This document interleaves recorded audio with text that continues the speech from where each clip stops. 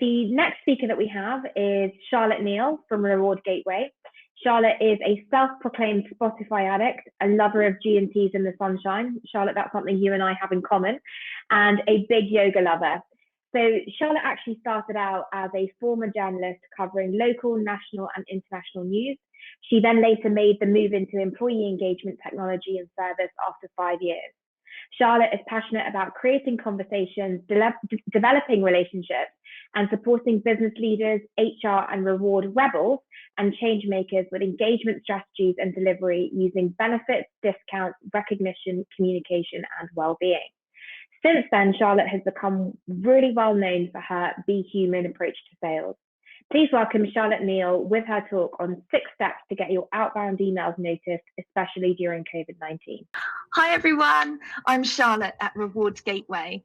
There's been a bit of a tech problem this afternoon, so I've recorded my talk as a video and hopefully it's still just as helpful and you find it interesting. So I thought before I got started on my 6 steps to getting your outbound emails noticed, I'd talk a little bit about the background with Reward Gateway and me. So RG is a SaaS private equity backed business looking to grow about 20% year on year with around £40 million yearly revenue. We sell employee engagement tech and service to HR with some of our clients including McDonald's, Tesco and Royal Mail.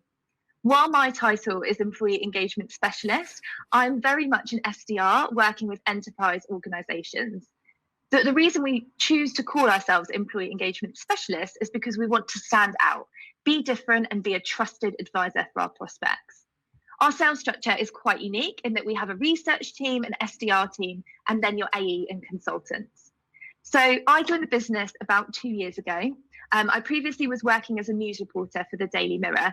So it's safe to say that I'm a word nerd and writing is my passion. It's not your average path into sales, I know, but a lot of the skills are transferable and hopefully you'll see that within the talk today. So what if I told you that you could book calls with 43% of the people that you reached out to? I'm really excited to be able to share with you what I've learned with outbound emails and my 6 steps to getting yours noticed, especially at the moment with COVID and our prospects are drowning in emails and calling is really challenging. Your email matters more than ever. So a lot of the inspiration for the way that our sales leaders coach us comes from Seth Godin's Purple Cow book. It's all about how can we stand out? How can we be different? So let's get going. Here is what I've learned from selling into the HR market, but the concept is applicable across all sectors and all verticals.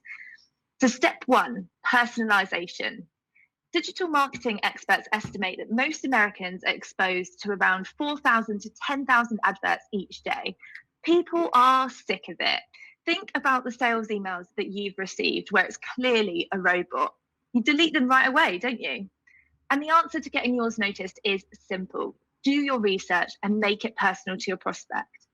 We're super lucky to have a research team, and I know not everybody does, but there's a lot of places you can look to quickly make a difference. So things like annual reports, looking at their LinkedIn to see what their priorities are, and Googling for recent news. Step 2, front loading your emails. Buyers are being sold to all the time. They probably scroll through their phones, they don't read a full email. We've all been there, especially when we're busy. So when writing news stories, the top line has to have all the important information in it for the same reason, and that is to catch attention.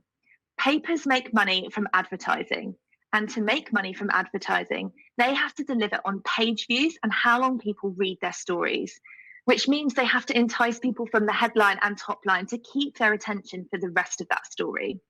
And the way that this is structured is called the inverted pyramid theory. And what I've learned is that this can be applied to your sales emails. Everyone's favorite subject is themselves. So if you lead with personalized research and get them hooked, the rest can follow. So a little example of this, instead of saying hi, which is what everybody does, I sometimes open with, congratulations on your new role, Helen. I'm sure with the focus on engagement at the moment, which I read about in your annual report, it's an exciting time to join the business. Moving on to step 3, the power of 3 in your subject line. When you see a boring subject line in your inbox, what do? You delete it. And we don't want that to happen. So we've got to make our subject lines really sing. What I've learned is to use the power of 3. So the first word or 2 is connected to your research. So store openings, for example. The second is your why. Why are you getting in touch? Engagement, for example. And the third is something human. I like to use something like and a proper hello. So the subject line would read store openings, engagement, and a proper hello. Show that your email has purpose, pique their interest, get some results. Now, step 4, be a human. I touched on this with the subject line, but like I said earlier, you're not going to reply to a robot, are you? If anyone has watched Jeff Bloomfield on LinkedIn Learning, you'll know the phrase that people buy from people they like. There's no need to ask, how are you? You don't know them personally. Nobody cares about that. But things like, I hope lockdown life is treating you well. Personally, I'm loving working with my slippers on. It shows that you're a human being.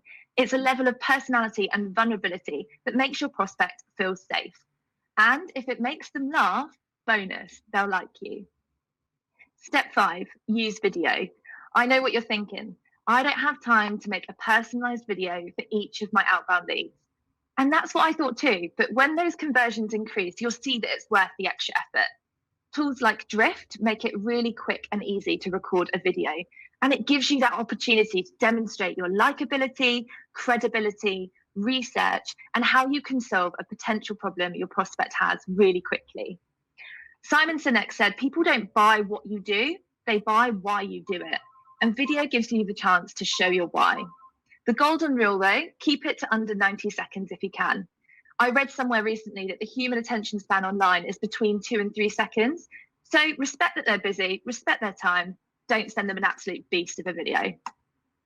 Step 6, killer call to action. I was reading a blog on Very Good Copy, which is by Eddie Schlaner over at G2, and he talked about involving people in your CTA. We all like to feel in control of our own destinies, right? If you're like me and you don't like being told what to do, someone asking you for your opinion feels way more empowering. Ask them what their thoughts would be on setting up some time to speak.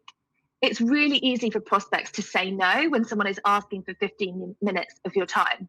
But people love to say yes when you make them feel that you're a credible voice in your space who could share ideas but also learn from them. Everyone's favorite subject is themselves, remember, and people love people who listen. So to summarize, my 6 steps are personalization, front loading your emails, power of 3 in your subject line, be a human, use video, and a killer call to action. Thank you.